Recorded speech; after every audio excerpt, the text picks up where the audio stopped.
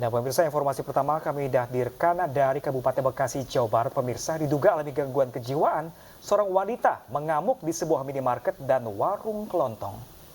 Ya, tidak hanya itu, wanita ini pun sempat mengadang dan juga memukuli sejumlah pengendara motor.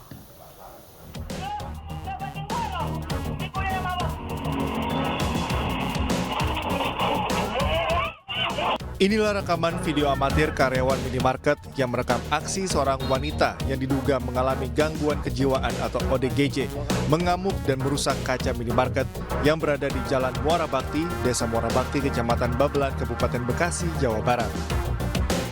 Selain mengamuk di minimarket, ODGJ ini sempat mengadang laju kendaraan dan memukul pengendara yang sedang melintas. Amukan wanita ini pun berlanjut ke sebuah warung kelontong hingga mengobrak-abrik barang dagangan. Aksi wanita yang diduga ODGJ ini telah 2 kali terjadi. Kondisinya lagi pagi-pagi ya, dia datang, ya terus mecahin kaca, tiba-tiba. Itu udah sering ngamuk ini gimana? Kedua kalinya sih. Usai viral di media sosial, petugas Puskesmas Babelan dan petugas kepolisian Bimaspol dan Babinsa langsung mengevakuasi wanita ini dari rumahnya untuk dibawa ke Rumah Sakit Jiwa Grogol. Dari Kabupaten Bekasi, Jawa Barat, Ahmad Johar Lutfi, iNews melaporkan. 7 orang ditemukan meninggal dunia dalam kebakaran di toko bingkai Jalan Mampang, Perapatan Raya, Jakarta Selatan. Ya, korban diduga karena terjebak di lantai 2.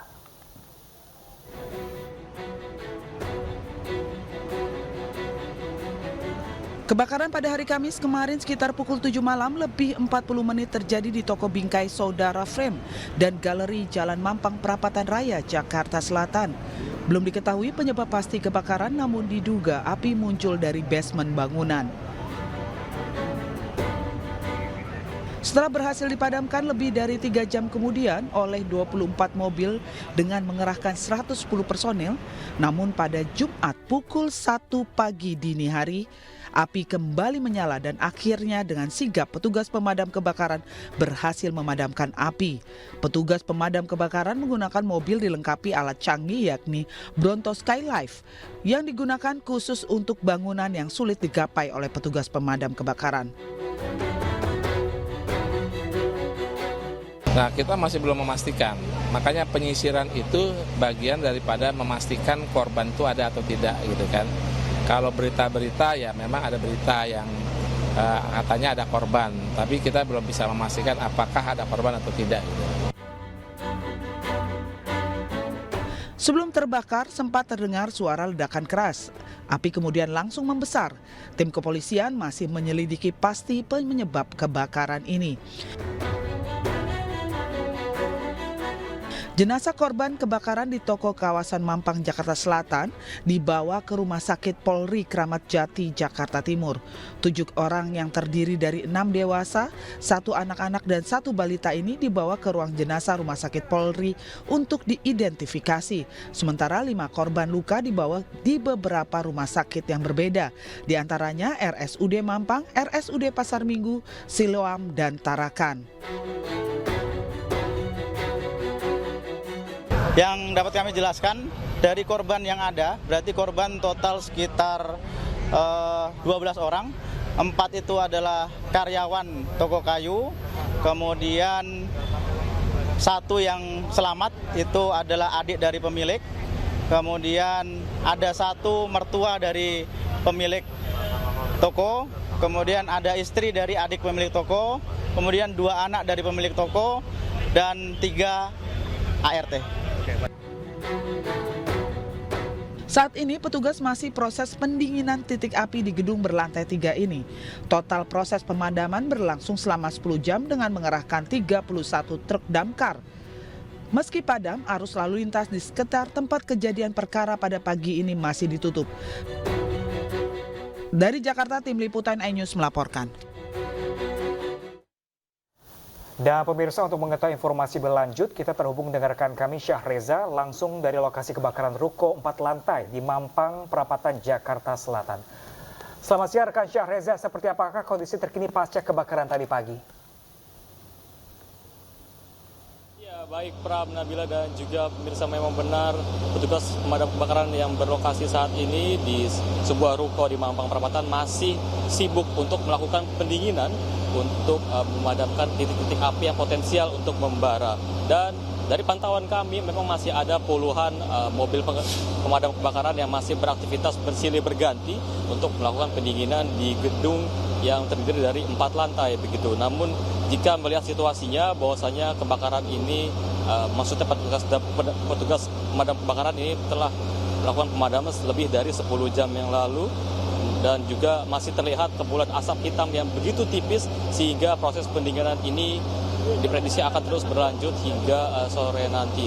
Dan untuk korban terkait peristiwa ini dari informasi yang kami terima bahwasanya ada sekitar maksudnya 7 orang sudah dikonfirmasi tewas dan juga berhasil dievakuasi ke Rumah Sakit Polri Kramat Jati yang terdiri dari 2 wanita dewasa, 3 pria dewasa, dan 1 anak di bawah umur dan juga 1 balita. Sementara untuk 5 orang yang mengalami luka ringan ini dibawa ke Rumah Sakit Pertamina, di mana 3 diantaranya di Rumah Sakit Pertamina dan juga 2 diantaranya di Rumah Sakit Mampang.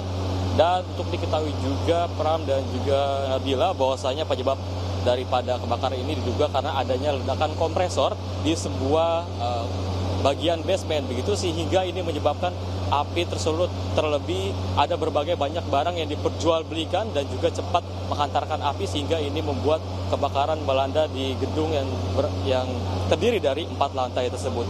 Dan berbicara mengenai dampak arus lalu pemirsa untuk Jalan Mampang Perapatan Raya arah Pejaten ini dilakukan penutupan sementara selama proses pemadaman ataupun pendinginan maksudnya secara berlangsung hingga saat ini.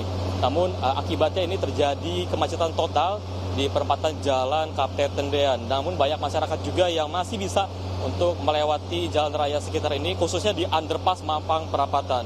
Sehingga ini memaksa para pengendara bisa melewati rute lain termasuk di Mampang Perapatan di underpass tempat saya melaporkan saat ini. Sementara itu Pram dan juga Nabila.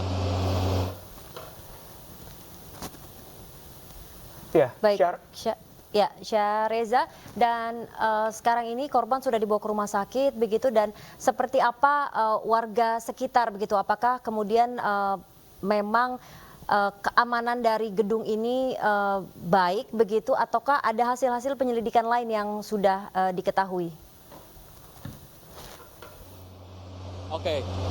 Oke, Pram dan juga Bila terkait dugaan daripada ledakan ini, tadi kami sempat mendengar ataupun kisah daripada, maksudnya kronologi daripada warga sekitar bahwasanya satu keluarga yang memiliki toko tersebut ini biasa hinggap di basement begitu sehingga aktivitas sebuah kompresi daripada penjualan galeri sendirian maupun frame ini masih dilakukan di basement sehingga para keluarga yang biasa diam ataupun berjualan di sini ini sempat juga mengalami kaget sehingga diduga dari informasi kami terima bahwasanya keluarga tersebut terjebak sehingga para pegawai yang kerja di tempat saya melaporkan saat ini memaksa harus memanggil pemadam kebakaran akibat dari kebakaran yang melanda di sebuah toko tempat saya melaporkan saat ini. Sementara itu, baik, Syahreza melaporkan langsung dari lokasi kebakaran di Mampang, Jakarta Selatan. Terima kasih dan selamat bertugas kembali. Sementara itu pemirsa, Polda Metro Jaya menetapkan pengemudi Fortuner arogan berplat mobil dinas TNI palsu sebagai tersangka. Ya, ia ditangkap ketika bersembunyi di rumah kakaknya di Pondok Kelapa, Jakarta Timur.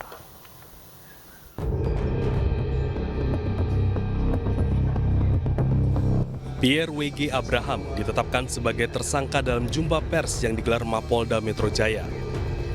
Ia terbukti memalsukan plat dinas TNI dan terancam hukuman 6 tahun penjara. Tersangka ditangkap saat bersembunyi di rumah kakaknya di Pondok Kelapa, Jakarta Timur. Dalam penangkapan tersebut, polisi menyita barang bukti 2 plat dinas Mabes TNI yang sebelumnya sempat dibuang di daerah Lembang, Jawa Barat.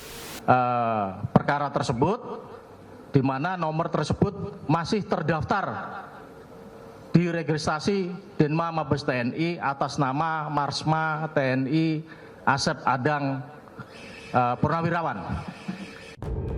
Sebelumnya tersangka menyerempet pengendara lain saat hendak masuk rest area kilometer 56 tol Jakarta Cikampek 10 April lalu.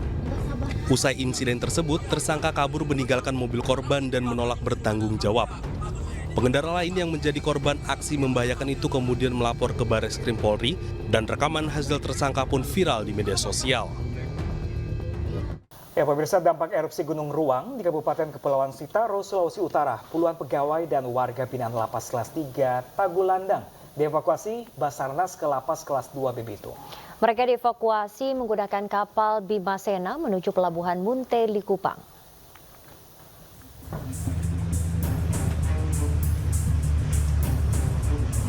Sebanyak 28 orang warga binaan dan pegawai Lapas Kelas 3 Tagulandang terpaksa dievakuasi ke Lapas Kelas 2B Bitung. Evakuasi dilakukan menggunakan kapal KM Bimasena milik Basarnas. Proses evakuasi berlangsung saat kondisi hujan dari pelabuhan kapal feri Minanga Tagulandang menuju pelabuhan Munte Likupang.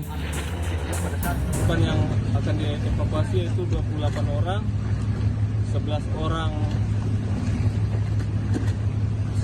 pegawai dari kantor lapas itu dan sisanya warga binaan. Jadi untuk proses pengevakuasian, KN SAR Bimasena akan mengarah ke Likupang, tepatnya pelabuhan Munte, dan akan dilanjutkan ke lapas. Seluruh warga binaan bersama dengan petugas lapas selanjutnya akan dibawa ke pelabuhan Bitung dan dipindahkan sementara waktu ke Lapas Kelas 2B Bitung. Dari Manado, Sulawesi Utara, Jeffrey Langi, iNews melaporkan.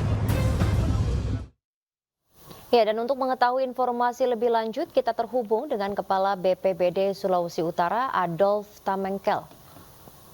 Ya, selamat siang Pak Adolf. Bagaimana kondisi pada saat ini? Apakah Pak Adolf ini juga dalam perjalanan begitu untuk mengevakuasi? Selamat siang, Pak. Ya. Ya, Pak Adolf, bagaimana situasi saat ini di sana? Apakah Pak Adolf saat ini dalam perjalanan untuk mengevakuasi? Nah, selamat siang. Sekarang saya berada pas di depannya Gunung Ruang yang terdapat di Pulau Ruang. Jadi di dermaga Buhias namanya, di Pulau Tagulandang, yang pas berhadapan jaraknya kurang lebih 1,5 kilo dari Gunung Ruang. Dan kondisi terakhir ini Gunung Ruang, saya pas di lokasi ini, sudah tidak ada awan, tidak ada asap lagi, sudah kelihatan stabil ya. Jadi Ruang pada saat ini stabil, dan kita pas berada di lokasi bersama tim di depan Gunung Ruang. Dengan pas di kapal juga, di atas kapal Basarnas. Kita lagi standby di sini. Evakuasi yang terakhir malam bersama yang lapas Tagulandang sudah dievakuasi, yang berjumlah kurang lebih 28 orang bersama Kalapas juga. Kita evakuasi ke Manado, ke Likupang, ke Pelabuhan Munte. Dan tadi malam juga lewat kapal feri Lopong Banua, ada yang ke Pelabuhan Munte juga, kurang lebih 302 orang. Itu laporan sementara dulu. Oke, Pak Adolf, tadi Anda bilang kalau aktivitas gunung sudah kembali stabil di sana, apakah memungkinkan terjadi erupsi susulan kembali di sana? Nanti kita dengar kabar dari BP yang bagian vulkanologi. Kebetulan yang alat vulkanologi lagi agak trouble, mungkin dekat lagi ini udah jadi kita tinggal mendengar komando dari mereka. Tapi Gunung Ruang pas kita di depan ini dalam kondisi stabil, tidak ada erupsi lagi, pemirsa. Ya, Pak Adolf, langkah-langkah apa saja untuk mengantisipasi bila nantinya akan ada erupsi lagi? Apakah sudah ada mitigasinya, Pak? Ya, terima kasih. Kalau sekarang untuk pengungsi yang di Pulau Ruang sudah dievakuasi, ada di Pulau Tagulandang yang bagian utara, jadi titik aman buat evakuasi pengungsi yang sementara. Tapi lain juga sudah evakuasi mandiri. Jadi yang hari Rabu pas terjadi letupan memang sekitar 6.000 orang yang pengungsinya, tapi sudah evakuasi mandiri. Yang tinggal tadi posko yang di Tagulandang yang di belakangnya ada kurang lebih 182 jiwa yang berasal di Pulau Ruang. Kita membawa bantuan sama unsur terkait. Gitu. Ya Pak Adolf, dengan kejadian seperti ini, erupsi Gunung Ruang seperti ini, seluruh warga telah dievakuasi. Ini butuh waktu berapa lama sehingga akhirnya nanti para warga bisa kembali beraktivitas dan pulang ke rumahnya masing-masing, Pak Adolf? Sementara kita butuh paling ini 14 hari, kita lagi lihat kondisi, karena kondisi masyarakat yang terdampak juga di depan Pulau Ruang ini, khususnya yang di sekitar Pelabuhan Puhias, yang dimana atap-atap singnya bocor. Jadi kita sementara data ini. Untuk jarak Pak Adolf dari gunung erupsi terhadap permukiman warga, jarak berapa kilometer di sana Pak Adolf? Yang di depan Gunung Ruang, yang di Pulau Tagulandang, yang namanya pusat kotanya, kalau Tagulandang induk namanya Tagulandang Kota, kurang lebih jarak 2 kilo.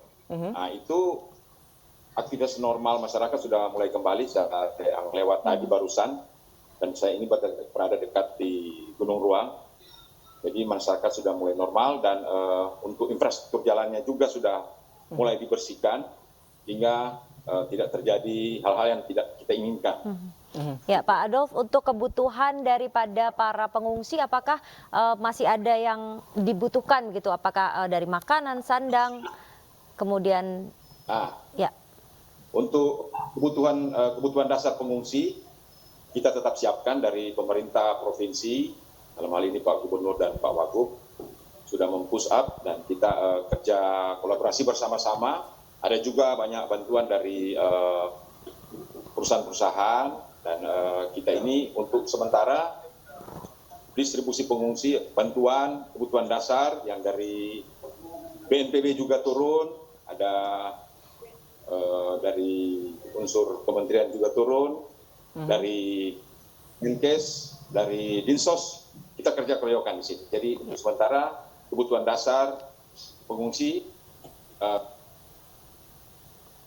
Baik, ya tampaknya hubungan komunikasi kami terhadap Pak Adolf Menkkel, Pak Menkkel, selaku Kepala BPBD Sulawesi Utara terputus, dan kita berharap juga untuk erupsi gunung di Gunung Ruang tetap stabil di sana, dan semoga warga bisa baik-baik saja. Terima kasih banyak Pak Adolf telah berbagi informasi bersama kami. Selamat siang. Puluhan orang yang adalah korban investasi bodong mengeruduk rumah pelaku. Ya, para korban juga menyeret terduga pelaku ke Polda Banten dan membuat laporan. Usir aja Bu, usir.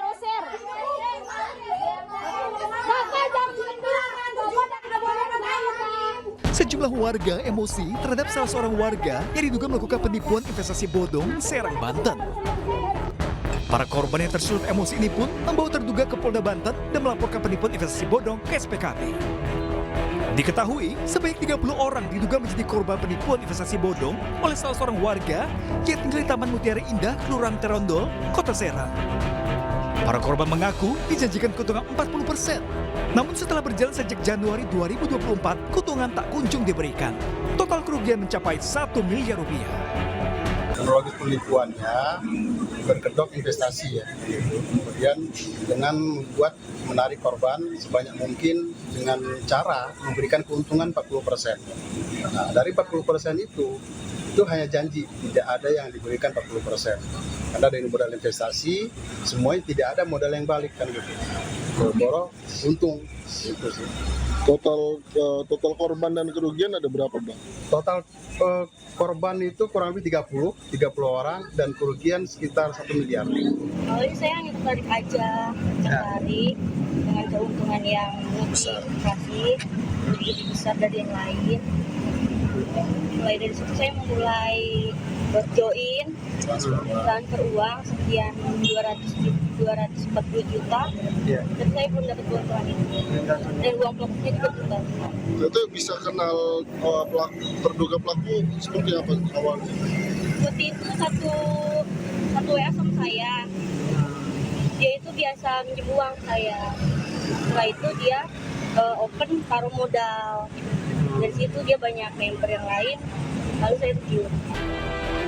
Saat ini, kasusnya sudah diterima Polda Banten dan polisi tengah mendalami kasus tersebut. Dari Serang, Banten, Mahesa Apriandi, iNews melaporkan. Anda kembali di iNews Siang, pemirsa. Terjangan banjir lahar Gunung Semeru pada Kamis malam mengakibatkan 6 jembatan ambruk dan membuat sejumlah akses terputus. Ya, beruntung tidak ada korban jiwa pemirsa dan peristiwa ini, namun sejumlah warga masih mengungsi di rumah kerabat yang jauh dari jalur aliran lahar.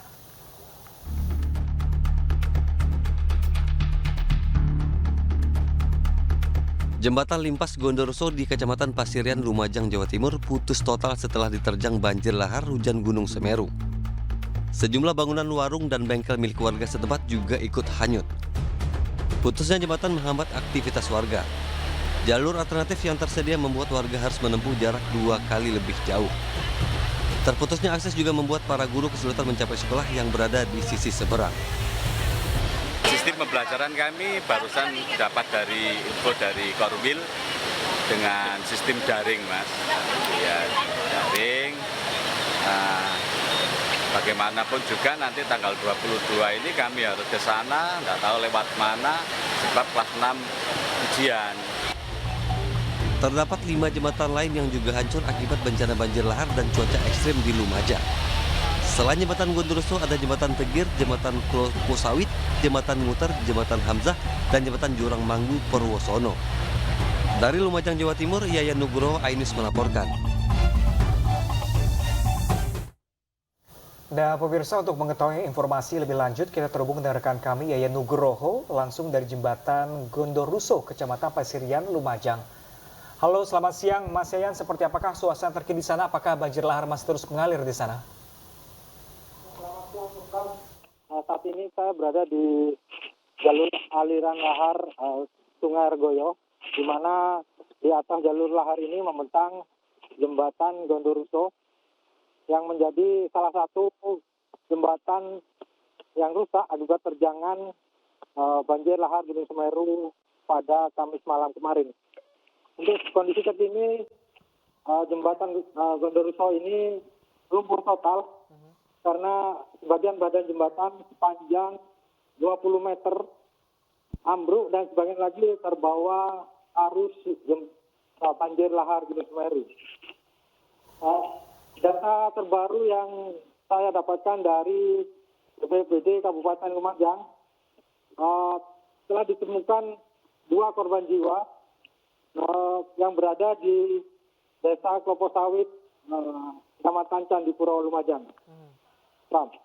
Ya, rekan Yayan, bagaimana dengan aktivitas warga di sana? Apakah banyak warga yang juga harus mengungsi ataukah seperti apa kondisinya? Ya, untuk warga sendiri memang tadi malam sempat diungsikan ke lokasi-lokasi aman dan beberapa warga juga mengungsi ke kerabat dan saudara yang rumahnya berjarak jauh dari jalur aliran lahar Gunung Semeru ini. Namun pagi tadi sejumlah warga juga sudah mulai kembali ke rumah masing-masing karena memang cuaca saat ini cerah dan memungkinkan untuk warga kembali ke rumah masing-masing. Oke, Mas Yayan, jika hujan ini hari ini juga berangsur lebat kembali, deras kembali, apakah banjir hujan lahar dingin ini akan kembali terjadi atau seperti apa? Ya, informasi dari BPBD Kabupaten Lumajang, memang warga diimbau untuk tetap mewaspadai banjir lahar Gunung Semeru karena masih berpotensi terjadi, mengingat biasanya di sore hari hujan akan terjadi di wilayah puncak Gunung Semeru yang berpotensi mengakibatkan banjir lahar Gunung Semeru. Baik, terima kasih banyak Mas Yayan atas informasinya. Kami imbau juga tetap waspada di sana. Terima kasih dan selamat bertugas kembali. Kita beralih ke informasi lainnya, pemirsa. Para pendukung pasangan Presiden dan Wakil Presiden terpilih Pilpres 2024 Prabowo Subianto, Gibran Rakebuming Raka berencana menggelar aksi damai di depan Gedung Mahkamah Konstitusi, Jakarta Pusat. Direncanakan 100.000 orang pendukung dan pemilih pasangan Prabowo Gibran akan menggelar aksi damai yang dipusatkan di depan kantor Mahkamah Konstitusi. Terkait aksi ini, Gibran berpesan yang penting tertib dan tidak mengganggu aktivitas warga. Direncanakan aksi damai ini para pendukung Prabowo Gibran akan dilakukan mulai pukul 14.00 waktu Indonesia Barat di depan gedung MK. Aksi damai ini digelar sebagai respons dari berbagai tuduhan yang terjadi dalam sidang sengketa pemilu 2024 di MK. Mas, besok ada demo di Jakarta, Mas, katanya. Gimana, Mas? Enggak gimana-gimana, saya kan di Solo aja, ya. Monggo, yang penting tertib, tidak mengganggu. Ada saran mungkin, Mas? Aktivitas warga. Ada saran mungkin, Mas? Ya itu aja, yang penting tertib, tidak mengganggu aktivitas warga. Ya, sementara itu rencananya hari ini akan digelar aksi massa di depan gedung MK jelang putusan sengketa Pilpres 2024. Dan pemirsa, untuk mengetahui informasi lebih lanjut, kita terhubung dengan rekan kami Faisal Rinaldi langsung dari gedung Mahkamah Konstitusi Jakarta. Selamat siang rekan Faisal, bagaimanakah suasana di sana? Apakah massa sudah berkumpul di titik Anda melaporkan siang hari ini? Ya, Pram dan juga Nabila, memang untuk situasi di depan gedung Mahkamah Konstitusi saat ini kami memantau belum ada tanda-tanda kedatangan daripada massa dari aksi atau pendukung dari Paslon 2 atau Prabowo Gibran di depan gedung Mahkamah Konstitusi pada hari ini. Dan memang Pram dan Nabila dan juga pemirsa dapat kami sampaikan untuk saat ini situasinya memang di depan gedung Mahkamah Konstitusi masih sepi. Kita akan menunjukkan bagaimana situasi saat ini di depan gedung Mahkamah Konstitusi jelang demo yang rencananya memang dikabarkan akan digelar pada hari ini. Dan Pram, Nabila dan juga pemirsa dapat kami lihatkan memang saat ini untuk situasi di depan gedung Mahkamah Konstitusi bisa dibilang masih sepi, belum ada tanda-tanda kedatangan daripada massa aksi tersebut. Nah, untuk saat ini juga sepanjang Jalan Merdeka Barat atau lebih tepatnya dari arah Patung Kuda menuju ke arah Harmoni saat ini sudah ditutup. Nah, memang penutupan jalan ini telah dilakukan kami mantau sejak pagi tadi hingga saat ini dan juga belum dapat informasi lebih lanjut sampai pukul berapa penutupan jalan ini akan dilakukan.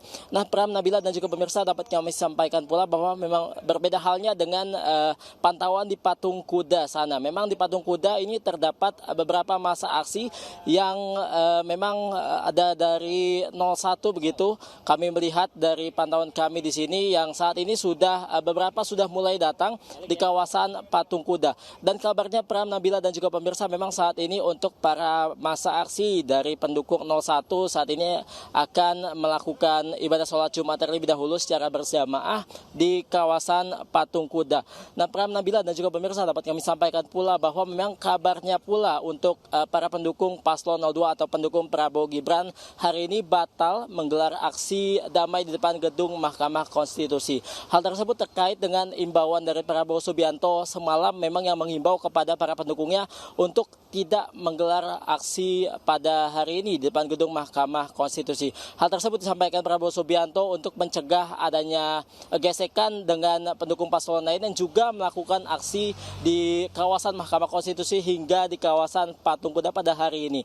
Nah, Pram, Nabila dan juga pemirsa dapat kami sampaikan pula bahwa sebelumnya juga sempat disampaikan 3 hari menjelang putusan MK terkait sengketa Pilpres, pendukung dari Paslon 02 atau Prabowo Subianto akan menggelar aksi di depan gedung Mahkamah Konstitusi dengan membawa lebih dari 1.000 massa yang akan datang di depan gedung Mahkamah Konstitusi. Namun untuk saat ini kami informasikan kabarnya memang aksi tersebut batal digelar, namun hingga saat ini juga kami masih memantau atau masih menunggu apakah akan tetap datang daripada pendukung dari Prabowo Subianto dan juga Gibran Raka Buming Raka di depan gedung Mahkamah Konstitusi. Kami akan menginformasikan lebih lanjut kepada Anda dan juga pemirsa memang jika nantinya ada update terkait aksi damai yang akan dilakukan pada siang nanti. Demikian, Pram, Nabila.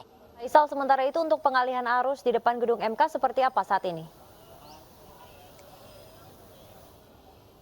Ya, Nabila, memang untuk masyarakat yang akan melewati Jalan Merdeka Barat atau tepatnya dari arah Patung Kuda menuju ke Harmoni saat ini belum bisa melintas. Nah, memang untuk masyarakat bisa memakai jalur alternatif lain seperti misalnya bisa melewati Jalan Abdul Muiz untuk sampai ke arah Harmoni sana. Kemudian juga bisa melewati atau mengambil jalan memutar melewati Jalan Merdeka Selatan.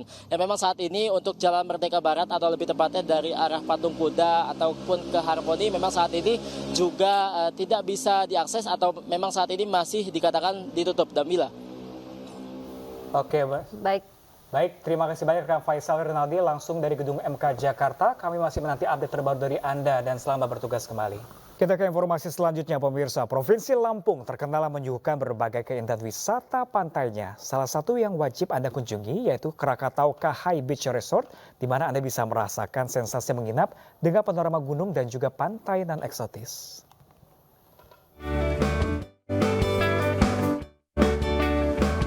Dengan hanya menempuh waktu 30 menit dari Pelabuhan Bakauheni Lampung, Anda bisa menikmati salah satu destinasi wisata favorit di Lampung Selatan, Krakatau Kahai Beach Resort.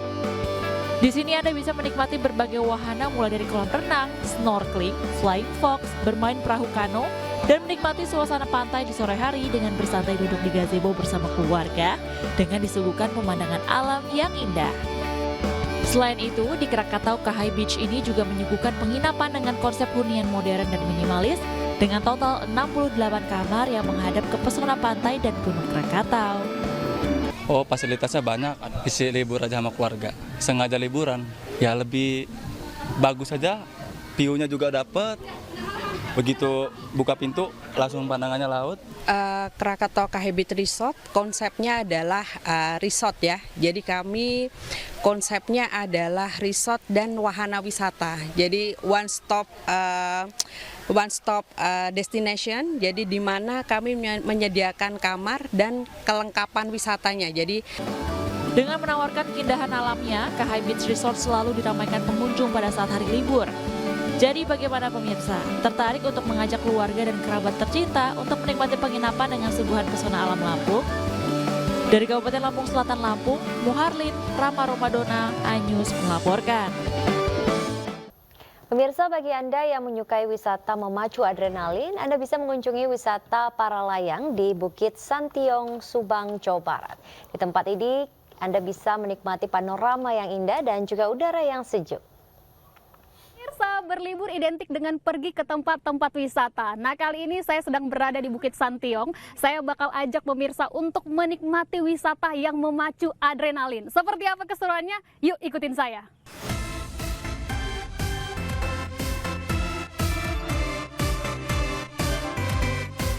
Jika Anda sedang melakukan perjalanan mudik ke wilayah Subang, aktivitas wisata para layang bisa menjadi pilihan.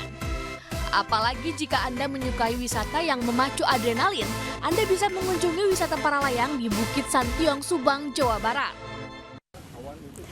Nah pemirsa, saya mau coba wisata para layang. Ini memacu adrenalin sekali karena sejujurnya saya juga takut. Tapi saya mempercayakannya kepada pilot saya. Kita pakai alat-alatnya dulu. Ini untuk safety ya Pak? Ya, oke, kita pakai ya. Nah, setelah menggunakan alat pelindung, saya siap untuk terbang. Berdiri. Lari yang kuat.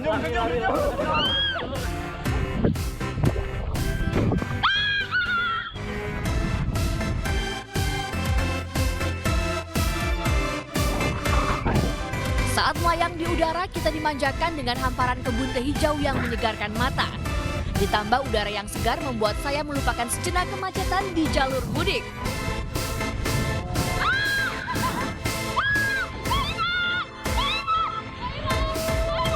Dan tak perlu khawatir bila baru pertama kali mencoba karena akan ada instruktur profesional yang akan membantu mengarahkan.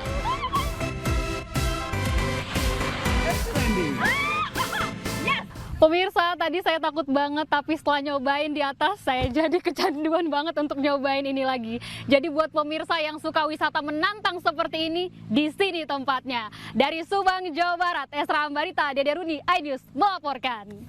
Ya, pemirsa, momen libur lebaran kemarin dimanfaatkan sebagian warga untuk mengunjungi objek wisata. Salah satunya Kawah Gunung Galunggung di Kabupaten Tasikmalaya, Jawa Barat.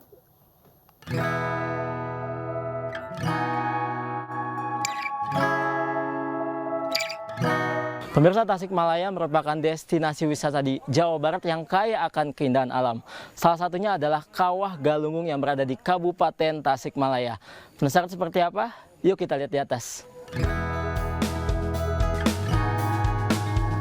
Sejumlah warga memanfaatkan libur lebaran untuk berkunjung ke kawasan wisata Kawah Gunung Galunggung di Tasikmalaya, Jawa Barat.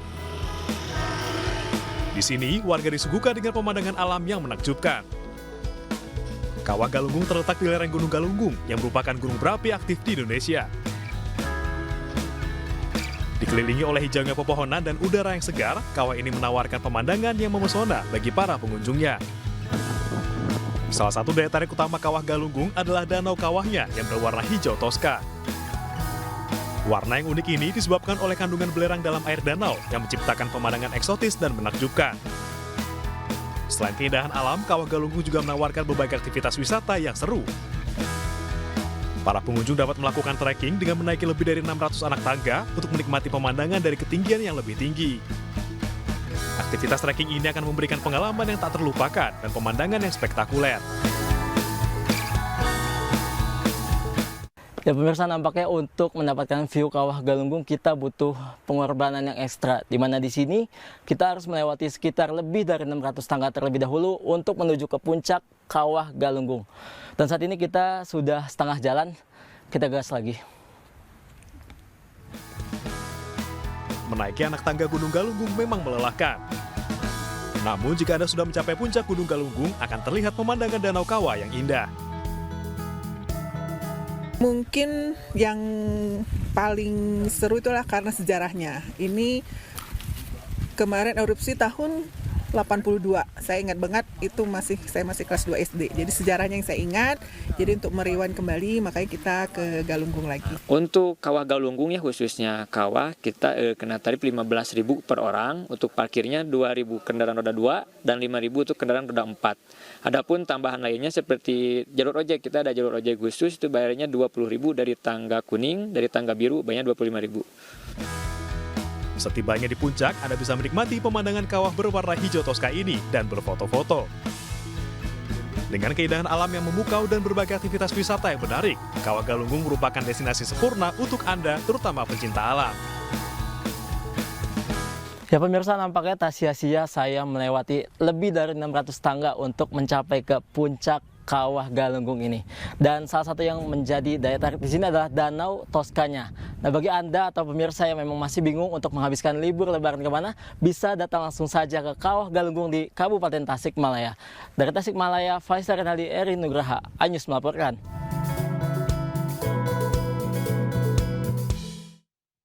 Ya, pemirsa, penertiban PKL di kawasan wisata Pantai Purus, Kecamatan Padang Barat, Kota Padang sempat berujung kericuhan. Para pedagang terlibat cekcok dengan petugas.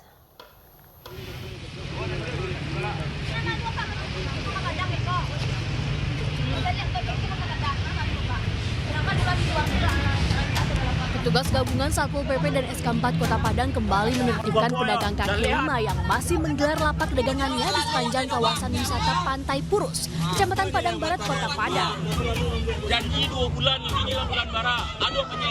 Sejumlah PKL yang berjualan di kawasan ini mengamuk dan menolak ditertibkan petugas. Walau mendapat penolakan dari pedagang, petugas Satpol PP tetap melakukan penertiban. Satu persatu barang dagangan para PKL terpaksa disita oleh petugas ke atas mobil patroli Satpol PP.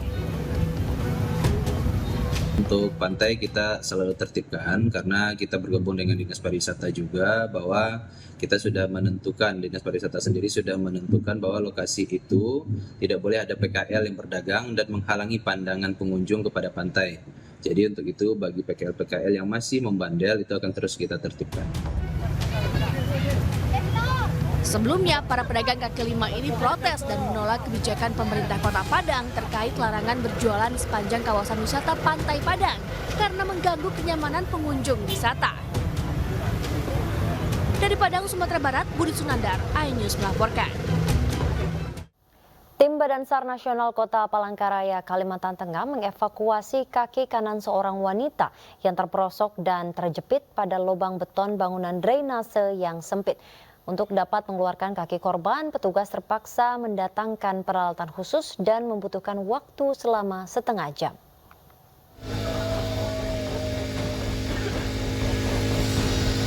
Tim Basarnas berupaya mengevakuasi kaki kanan seorang wanita yang terperosok dan terjepit pada lubang beton bangunan drainase yang sempit di Jalan Yosudarso, Palangkaraya, Kalimantan Tengah. Proses evakuasi berjalan cukup sulit karena kaki wanita bertubuh gempal ini sulit ditarik lantaran terjepit pada bagian kawat besi cor bangunan drainase. Sementara korban menjerit menahan rasa sakit dan takut. Untuk dapat mengevakuasi kaki korban, petugas terpaksa mendatangkan peralatan khusus pemecah beton yang dimiliki Basarnas. Setengah jam kemudian, petugas akhirnya berhasil mengevakuasi kaki korban dan menenangkannya. Tim Basarnas Palangkaraya terdiri dari 5 orang langsung melaksanakan evakuasi korban dengan menggunakan alat ekstritasi. Mungkin kendali dari korban itu sendiri, korban lumayan stres ya, jadi agak susah dievakuasi. Usai diselamatkan, korban mengalami lecet di bagian kaki harus mendapatkan pengobatan dari tim medis. Kejadian ini tentu saja mengingatkan kita agar selalu berhati-hati saat berjalan di sekitar kawasan drainase, terutama pada malam hari, agar kejadian serupa tidak terjadi kembali. Dari Palangkaraya, Kalimantan Tengah, Adesata iNews melaporkan. Ya, pemirsa, akibat tergerus arus sungai, jalan menuju objek wisata Dieng, Banjarnegara, Jawa Tengah mengalami amblas sedalam 2 meter. Untuk menghindari korban jiwa, jalan sementara ditutup total.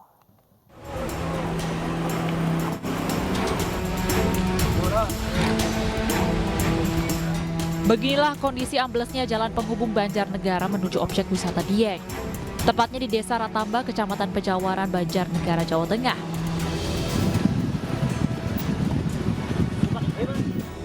Curah hujan yang tinggi serta tanah yang labil ditambah tergerus arus kali Ireng membuat jalan cor beton sepanjang 15 meter dengan medan menanjak ini amblas dalam 2 meter lebih dan menjadi 3 bagian. Akibat jalan ambles tersebut sudah sepekan arus lalu lintas ditutup total. Namun masih banyak pengendara roda 2 yang nekat melewati jalan amblas tersebut dan menurut pengendara jalur ini lebih menghemat waktu untuk sampai ke dataran tinggi Dieng.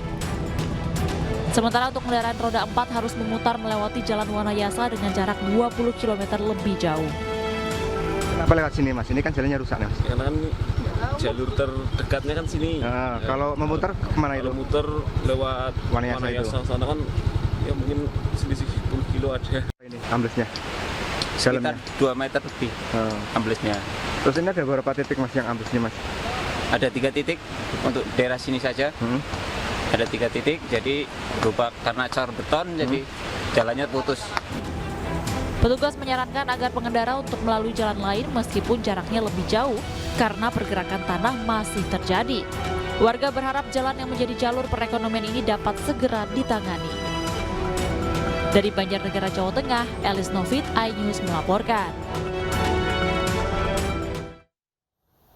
Ratusan rumah warga di Kecamatan Kewa Pantai, Kabupaten Sika, Nusa Tenggara Timur terendam banjir.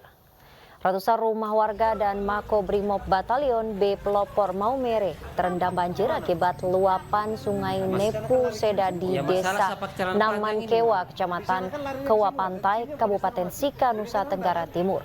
Sungai Nepu Seda meluap karena curah hujan tinggi sejak seminggu terakhir. Ketinggian air mencapai setinggi lutut orang dewasa. Sejumlah aparat dan warga mengevakuasi barang berharga ke tempat yang aman.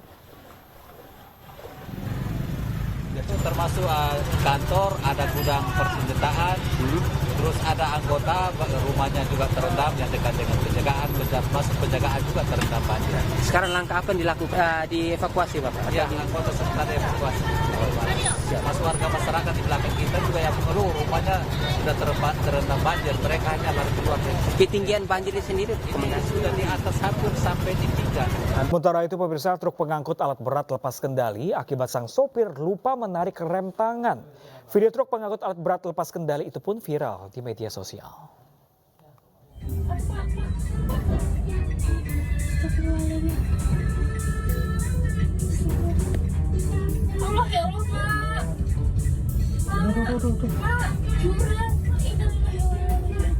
Dari video yang beredar, terlihat truk pengangkut alat berat berjalan sendiri dan dikejar oleh sang sopir.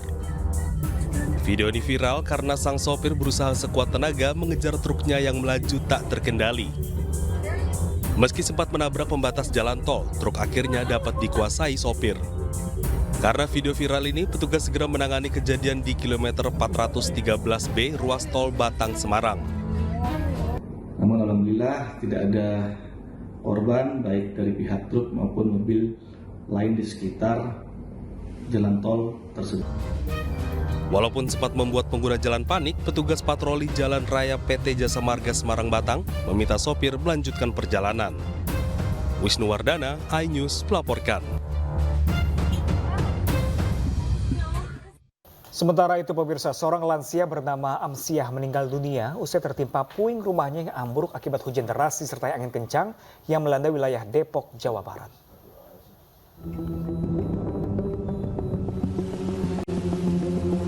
Hujan deras disertai angin kencang melanda wilayah Depok, Jawa Barat, menyebabkan banjir dan sejumlah pohon roboh. 13 titik pohon tumbang di kota Depok saat diterjang hujan deras disertai angin kencang. Sementara 1 unit kendaraan roda 4 dan 2 unit kendaraan roda 2 juga tertimpa pohon. Hujan deras juga menyebabkan atap rumah warga ambruk hingga menimpa pemilik rumah. Korban yang merupakan lansia pun meninggal dunia tertimpa atap akibat mengalami luka di atas bibir dan pipi sebelah kiri. Atap rumahnya, jadi ada rumah sebelah yang terbang menimpa rumah beliau, dia tertimpa itu semalam saya sempat menyapa, dan ada 4 rumah yang atapnya rusak. Tadi alhamdulillah dinas sosial juga hadir semalam. Mudah-mudahan kita coba percepat juga untuk membantu rumah-rumah yang terkena imbas angin puting beliung dan hujan yang lebat kemarin. Pemerintah setempat pun langsung memperbaiki rumah yang terdampak banjir dan pohon tumbang akibat hujan deras disertai angin kencang. Dari Depok, Jawa Barat, Yung Rizky, iNews melaporkan.